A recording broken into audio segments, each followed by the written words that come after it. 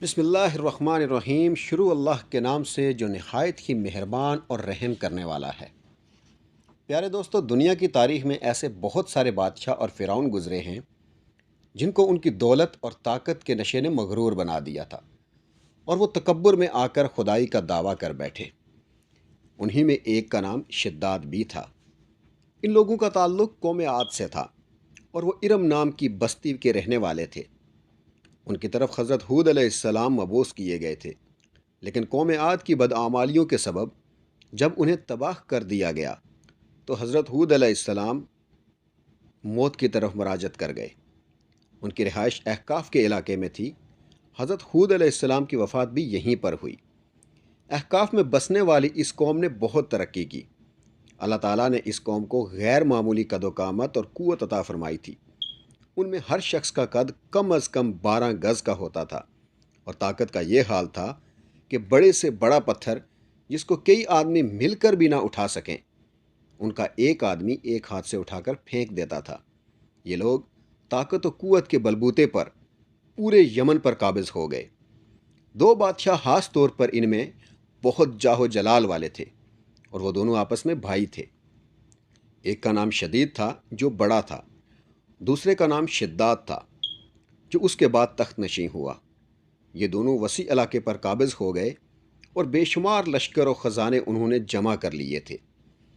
شداد نے اپنے بھائی شدید کی بعد سلطنت کی رونق و کمال کو عروج تک پہنچا دیا۔ دنیا کے کئی بادشاہ اس کے باج گزار تھے۔ اس دور میں کسی بادشاہ میں اتنی جرت و طاقت نہیں تھی کہ اس کا مقابلہ کر سکے۔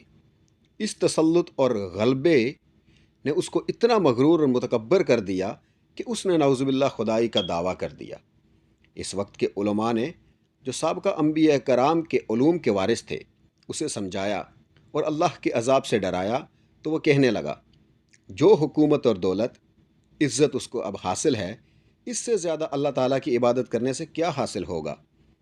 جو کوئی کسی کی خدمت اور اطاعت کرتا ہے، یا تو عزت و منصب کی ترقی کے لیے یا پھر دولت کے لیے، مجھے تو یہ سب حاصل ہے، مجھے کیا ضرورت ہے کہ میں کسی کی عبادت کروں؟ حضرت ہود علیہ السلام نے بھی اسے سمجھانے کی کوشش کی، لیکن بے سود۔ سمجھانے والوں نے یہ بھی کہا کہ یہ حکومت اور دولت ایک فانی چیز ہے، جبکہ اللہ کی اطاعت میں اخروی نجات اور جنت کا حصول ہے، جو دنیا کی ہر دولت سے بہتر اور زیادہ قیمتی ہے۔ اس نے پوچھا، یہ جنت کیسی ہوتی ہے؟ اس کی تعریف اور خوبی تو مجھے بتاؤ۔ نصیحت کرنے والوں نے جنت کی وہ صفات جو انبیاء کرام کی تعلیمات کے ذریعے ان کو معلوم ہوئی تھی، اس کے سامنے بیان کی۔ تو اس نے کہا، مجھے اس جنت کی کوئی ضرورت نہیں، ایسی جنت تو میں خود دنیا میں ہی بنا سکتا ہوں۔ چنانچہ اس نے اپنے افسروں میں سے 100 معتبر افراد کو بلایا، ہر ایک کو 1000 آدمی پر مقرر کر دیا، اور تعمیر کے سلسلے میں ان سب کو اپنا نقطہ نظر اور پسند سمجھا دی۔ اس کے بعد پوری دنیا میں اس کام کے ماہرین کو عدن بھجوانے کا حکم دیا۔ علاوہ ازیں اپنے کلمروں میں سب حکمرانوں کو یہ حکم دیا کہ سونے چاندی کی کانوں سے اینٹیں بنوا کر بھیجیں، اور کوہ عدن کے متصل ایک مربع شہر جنت، یعنی جو 10 کوس چوڑا اور 10 کوس لمبا ہو، بنانے کا حکم دیا۔ اس کی بنیادیں اتنی گہری کھدوائی کہ پانی کے قریب پہنچا دی، پھر ان بنیادوں کو سنگ سلیمانی سے بھروا دیا۔ جب بنیادیں بھر کر زمین کے برابر ہو گئی تو اس پر سونے چاندی کی اینٹوں کی دیواریں چنی گئی۔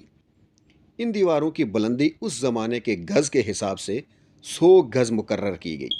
جب سورج نکلتا تو اس کی چمک سے دیواروں پر نگاہ نہیں ٹھہرتی تھی۔ یوں شہر کی 4 دیواری بنائی گئی۔ اس کے بعد 4 دیواری کے اندر 1000 محل تعمیر کیا گیا۔ ہر محل 1000 ستونوں والا تھا، اور ہر ستون جواہرات سے جڑا ہوا تھا۔ پھر شہر کے درمیان ایک نہر بنائی گئی، اور ہر محل میں اس نہر سے چھوٹی چھوٹی نہریں لے جائی گئی۔ ہر محل میں حوض اور فوارے بنائے گئے۔ ان نہروں کی دیواریں اور فرش یاقوت، زمرد و مرجان اور نیلم سے سجا دی گئی۔ نہروں کے کناروں پر ایسے مصنوعی درخت بنائے گئے جن کی جڑیں سونے کی، شاخیں اور پتے زمرد کے، اور ان کے پھل موتی و یاقوت اور دوسرے جواہرات کے بنوا کر ان پہ ٹانک دیے گئے۔ شہر کی دیواروں پر یاقوت و جواہرات کے خوبصورت پرندے چاندی کی دیواروں پر بنوائے گئے۔ جب تعمیر مکمل ہو گئی تو حکم دیا کہ سارے شہر میں ریشم اور زروردگی کی قالین بچھا دیے جائیں۔ پھر نہروں میں سے کسی کے اندر میٹھا پانی، کسی میں شراب، کسی میں دودھ اور کسی میں شہد و شربت جاری کر دیا گیا۔ بازاروں اور دکانوں کو کم خواب اور زربفت کے پردوں سے آراستہ کیا گیا۔ ہر پیشہ و ہنر والے کو حکم ہوا کہ اپنے اپنے کاموں میں مشغول ہو جائیں، اور 12 سال کی مدت میں یہ شہر جب اس سجاوٹ کے ساتھ تیار ہو گیا تو تمام امراء و ارکان دولت کو حکم دیا کہ سب اسی میں آباد ہو جائیں۔ پھر شداد خود اپنے الاؤ لشکر کے ہمراہ انتہائی تکبر اور غرور کے ساتھ اس شہر کی طرف روانہ ہوا۔ بعض علماء اور مسلحین کو بھی اپنے ساتھ لیا اور راستے بھر میں ان کا مذاق اڑاتے ہوئے کہتا رہا کہ ایسی جنت کے لیے تم مجھے کسی اور کے آگے جھکنے اور ذلیل ہونے کا کہہ رہے تھے۔ میری قدرت و دولت تم نے دیکھ لی۔ جب قریب پہنچا تو تمام شہر والے اس کے استقبال کے لیے شہر کے دروازے کے باہر آ گئے۔ ایسے ناز و ادا سے چلتے ہوئے شہر کے دروازے پر پہنچا تو روایت ہے کہ ابھی اس نے گھوڑے کی رکاب سے 1 پاؤں نکال کر دروازے کی چوکھٹ پر رکھا ہی تھا کہ اس نے وہاں پہلے سے ایک اجنبی شخص کو کھڑے ہوئے دیکھا۔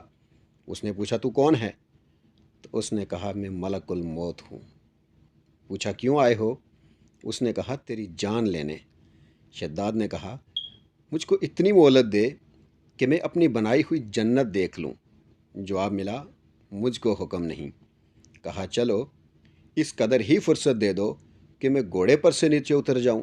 جواب ملا اس کی بھی اجازت نہیں۔ چنانچہ ابھی شداد کا 1 پاؤں رکاب میں اور دوسرا چوکھٹ پر ہی تھا کہ ملک الموت نے اس کی روح قبض کر لی۔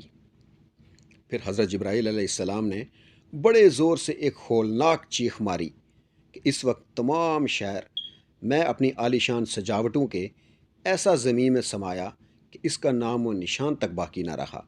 قرآن میں اس کا ذکر اس طرح سے ہوا ہے، ترجمہ وہ جو ارم تھے بڑے ستونوں والے، اور شہروں سے اس کی مانند کوئی شہر شاندار نہ تھا۔ بادشاہ اور اس کے لشکر کے ہلاک ہو جانے کے بعد وہ شہر بھی لوگوں کی نگاہوں سے اوجھل کر دیا گیا۔